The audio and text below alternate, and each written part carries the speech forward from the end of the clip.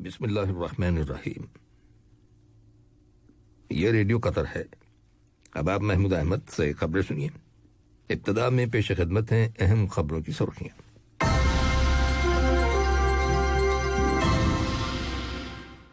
صاحب اسم امیر نے بلغاریہ کے صدر کو ان کے ملک کے قومی دن کے موقع پر مبارکباد کا برقی پیغام ارسال کیا ہے، جبکہ صاحب اسم امیر کو جمہوریہ گھانا کے صدر کی جانب سے ایک تحریری پیغام موصول ہوا ہے۔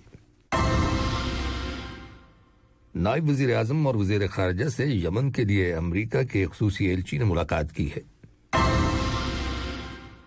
وزارت صحت نے اعلان کیا ہے کہ ملک کے اندر گزشتہ 24 گھنٹوں کے دوران کرونا وائرس کے مزید 332 مریض صحت یاب ہو جانے کے بعد شفا پانے والے افراد کی مجموعی تعداد اب 1,54,800 ہو گئی ہے۔ آج میانمار میں فوجی بغاوت کے خلاف جاری مظاہروں کے دوران سیکیورٹی فورسز کی فائرنگ سے کم از کم 4 افراد ہلاک ہو جانے کی خبر ملی ہے۔ یہ تھی اہم خبروں کی سرخیاں، اور اب سے چند لمحوں بعد تفصیل سے خبریں نشر کی جائیں گی۔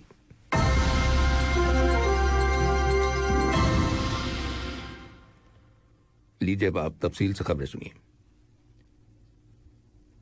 صاحب اسم امیر شیخ تمیم بن حمد آل ثانی نے بلغاریہ کے صدر رومن رادیو کو ان کے ملک کے قومی دن کے موقع پر مبارکباد کا برقی پیغام ارسال کیا ہے۔ نائب امیر شیخ عبداللہ بن حمد آل ثانی اور وزیر اعظم و وزیر داخلہ شیخ خالد بن خلیفہ بن عبدالعزیز آل ثانی نے بھی بلغاریہ کے صدر کے نام اس دن کی مناسبت سے مبارکباد کے تار روانہ کیے ہیں۔ صاحب اسم امیر شیخ تمیم بن حمد آل ثانی کو جمہوریہ گھانا کے صدر نانا ایڈو دنیکوا کی جانب سے ایک تحریری پیغام موصول ہوا ہے، جس کا تعلق دونوں ملکوں کے تعلقات اور انہیں فروغ دینے کے وسائل سے ہے۔ نائب وزیر اعظم اور وزیر خارجہ شیخ محمد بن عبد الرحمن آل ثانی سے قطر کے دورے پر آئی ہوئی جمہوریہ گھانا کی وزیر خارجہ شرلی ایبروکو بچاوے نے ملاقات کی اور انہیں صاحب اسم امیر کے نام اپنے ملک کے صدر کا مذکورہ پیغام پہنچایا۔ ملاقات کے دوران دو طرفہ تعلقات اور باہمی دلچسپی کے امور زیر بحث آئے۔ نائب وزیر اعظم اور وزیر خارجہ شیخ محمد بن عبد الرحمن آل ثانی کو امریکہ کے وزیر خارجہ اینٹونی بلنکن کی جانب سے ٹیلی فون کال موصول ہوئی ہے۔ بات چیت کے دوران دو طرفہ تعاون اور مختلف شعبوں، خاص طور پر سیاسی اور اقتصادی شعبوں میں تعلقات کو مزید فروغ دینے کے معاملات زیر بحث آئے۔ اس کے علاوہ لیبیا، یمن، عراق اور ایران کے موجودہ حالات اور فلسطین کے انتخابات کے بارے میں تبادلہ خیال کیا گیا۔ شیخ محمد بن عبد الرحمن آل ثانی نے اینٹونی بلنکن کی نئی ذمہ داریوں کی ادائیگی میں کامیابی کے لیے نیک تمناؤں کا اظہار کیا۔ نائب وزیر اعظم اور وزیر خارجہ شیخ محمد بن عبد الرحمن آل ثانی سے یمن کے لیے امریکہ کے خصوصی ایلچی ٹیموتھی لینڈر کنگ نے ملاقات کی ہے، جس میں دو طرفہ تعلقات اور انہیں فروغ دینے کے وسائل کے علاوہ اس خطے، خاص طور پر یمن کے تازہ ترین حالات کے بارے میں تبادلہ خیال کیا گیا۔ ملاقات کے دوران وزیر اعظم اور وزیر خارجہ نے ایک مرتبہ پھر یمن کے اتحاد اور جغرافیائی سالمیت کے بارے میں ریاست قطر کے موقف کو دہرایا اور کہا کہ یمن کے بحران کو قومی مذاکرات کے نتائج، خلیجی کوششوں اور اقوام متحدہ کی سلامتی کونسل کی متعلقہ قراردادوں، خاص طور پر قرارداد نمبر 2216 کے ذریعے حل کیا جا سکتا ہے۔ نائب وزیر اعظم اور وزیر مملکت برائے امور خارجہ ڈاکٹر خالد بن محمد آل عطیہ سے بھی یمن کے لیے امریکہ کے خصوصی ایلچی نے ملاقات کی ہے، جس میں دونوں ممالک کے تعلقات اور اس خطے کی تازہ ترین صورتحال کا جائزہ لیا گیا۔ وزارت صحت نے اعلان کیا ہے کہ ملک کے اندر گزشتہ 24 گھنٹوں کے دوران کرونا وائرس کے مزید 332 مریض صحت یاب ہو گئے ہیں، جس کے بعد شفا پانے والے افراد کی مجموعی تعداد اب 1,54,800 ہو گئی ہے۔ وزارت صحت نے اسی دوران میں کرونا وائرس کے 471 نئے کیسز رجسٹری کیے جانے کی بھی تصدیق کی ہے۔ وزارت صحت نے کہا ہے کہ ملک کے اندر رہنے والے 70 سال سے زیادہ عمر کے 61% لوگوں نے اینٹی کووڈ-19 ویکسین سے متعلق قومی پروگرام کے آغاز کے بعد سے اب تک اس ویکسین کی کم از کم ایک ڈوز لے لی ہے۔ واضح رہے کہ ریاست قطر اپنی حکمت عملی کے تحت پروگرام کے مطابق ملک کے اندر کرونا وائرس کی مہم پوری کامیابی کے ساتھ جاری رکھے ہوئے ہے۔ قطر کی پلاننگ اتھارٹی نے کہا ہے کہ گزشتہ سال 2020 کے دوران جاپان کے لیے قطر کی ٹوٹل برآمدات 29.11 بلین ریال تھی۔ QBS ریڈیو کو دیے گئے ایک خصوصی انٹرویو میں دوحہ میں جاپان کے سفیر کازو سناگا نے دونوں ممالک کے درمیان دو طرفہ اقتصادی تعلقات کی تعریف کی ہے اور اس امید کا اظہار کیا ہے کہ ان تعلقات میں مزید اضافہ ہوگا اور دیگر شعبوں جیسے سیکیورٹی، اسپورٹس، سائنس اور تعلیم کے شعبوں میں دو طرفہ تعاون کو فروغ حاصل ہوگا۔ وزارت ادارتی ترقی، محنت اور سماجی امور کے تعاون سے حکومت کے کمیونیکیشن آفس نے ایک ملٹی لینگویج سروس کا آغاز کیا ہے، جس کے ذریعے عوام الناس کو قطر کے لیبر قوانین اور ضابطوں کے بارے میں معلومات واٹس ایپ پر فراہم کی جائیں گی۔ اس نئی فری سروس کا مقصد امپلائرز اور غیر ملکی ورکرز کو ان کے حقوق کے بارے میں اپ ٹو ڈیٹ سورس اور قابل بھروسہ معلومات کے علاوہ عام طور پر پوچھے جانے والے لیبر قوانین سے متعلق سوالات کا جواب دینا ہے۔ یہ سروس 6 زبانوں عربی، انگلش، اردو، ہندی، نیپالی اور ملیالم میں اویلیبل ہے۔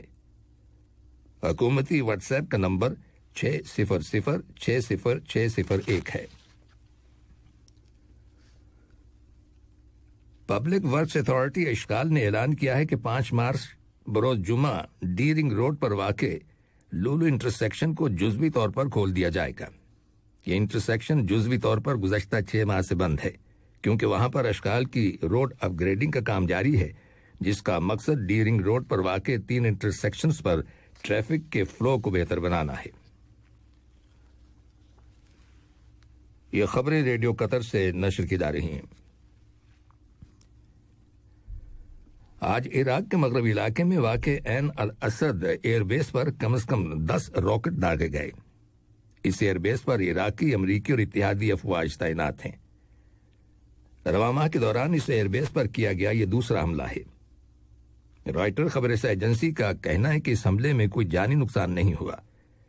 یہ راکٹ بغداد شہر کے مغرب میں واقع بیادر کے علاقے سے فائر کیے گئے تھے۔ یہ وہی ایئر بیس ہے جسے گزشتہ سال ایران نے امریکی حملے میں ایران کے سینئر فوجی اہلکار جنرل قاسم سلیمانی کی ہلاکت کے رد عمل میں نشانہ بنایا تھا۔ آج میانمار میں فوجی بغاوت کے خلاف جاری مظاہروں کے دوران سیکیورٹی فورسز کی فائرنگ سے کم از کم 4 افراد ہلاک اور دیگر کئی زخمی ہو جانے کی اطلاع ملی ہے۔ رائٹرز خبر رساں ایجنسی کی رپورٹ کے مطابق گزشتہ ماہ فروری کی 1 تاریخ کو ملک میں فوجی بغاوت کے بعد اب تک کم از کم 24 افراد مظاہروں کے دوران سیکیورٹی فورسز کی فائرنگ سے ہلاک ہو چکے ہیں۔ اس کے علاوہ ینگون میں مظاہروں کے دوران 300 کے قریب مظاہرین کو گرفتار کیا جا چکا ہے۔ ان میں متعدد احتجاجی رہنما بھی شامل ہیں۔ کل جنوب مشرقی ایشیائی ملکوں کی ایسوسی ایشن آسیان کے وزرائے خارجہ کا ورچوئل اجلاس منعقد ہوا تھا، جس میں میانمار کی موجودہ صورتحال کا جائزہ لیا گیا، لیکن کسی قسم کی پیش رفت نہیں ہو سکی۔ تاہم 4 ممبر ملکوں انڈونیشیا، ملائیشیا، فلپین اور سنگاپور نے میانمار کی فوجی جنتا سے سیاسی رہنما آنگ سان سوچی اور دیگر سیاسی کارکنوں کی رہائی کا مطالبہ کیا ہے۔ امریکہ نے روس میں اپوزیشن کے اہم لیڈر الیکسی نوولنی کو مبینہ طور پر پوائزن دیے جانے کی مبینہ سازش کے الزام میں روس کے چند سرکاری افسران پر پابندیاں عائد کر دی ہیں، جبکہ یورپی یونین کے کئی ممبر ممالک پہلے ہی سے روس کے اہلکاروں پر پابندیاں عائد کر چکے ہیں۔ روس کے وزیر خارجہ سرگئی لیوروو نے امریکہ کے اس اقدام پر خبردار کیا ہے اور کہا ہے کہ ماسکو اس معاملے میں جوابی کارروائی کرے گا اور روس کا رد عمل مناسب اور برابری کی سطح پر ہوگا۔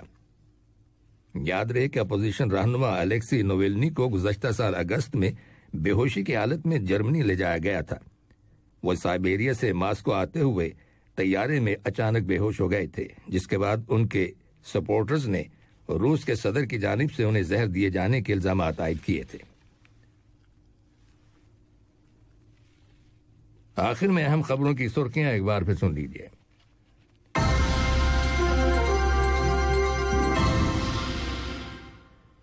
صاحب اسم امیر نے بلغاریہ کے صدر کو ان کے ملک کے قومی دن کے موقع پر مبارکباد کا برقی پیغام ارسال کیا ہے، جبکہ صاحب اسم امیر کو جمہوریہ گھانا کے صدر کی جانب سے ایک تحریری پیغام موصول ہوا ہے۔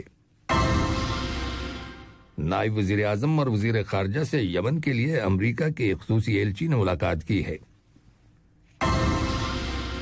وزارت صحت نے اعلان کیا ہے کہ ملک کے اندر گزشتہ 24 گھنٹوں کے دوران کرونا وائرس کے مزید 332 مریض صحت یاب ہو جانے کے بعد شفا پانے والے افراد کی مجموعی تعداد اب 1,54,800 ہو گئی ہے۔ اور آج میانمار میں فوجی بغاوت کے خلاف جاری مظاہروں کے دوران سیکیورٹی فورسز کی فائرنگ سے کم از کم 4 افراد ہلاک ہو جانے کی خبر ملی ہے۔ ریڈیو قطر سے خبریں ختم ہوئیں۔ السلام علیکم دوستوں، میں ہوں شیخ نور۔ مجھے امید ہے کہ ویڈیو آپ کو انفارمیٹو لگی ہوگی۔ اسی طرح قطر اپڈیٹ آتے رہنے کے لیے میرے یوٹیوب چینل گپ ship with Sheikh Noor YouTube channel کو سبسکرائب کیجیے اور اس ویڈیو کو لائک، کمنٹ اور شیئر ضرور کیجیے۔ Thank you.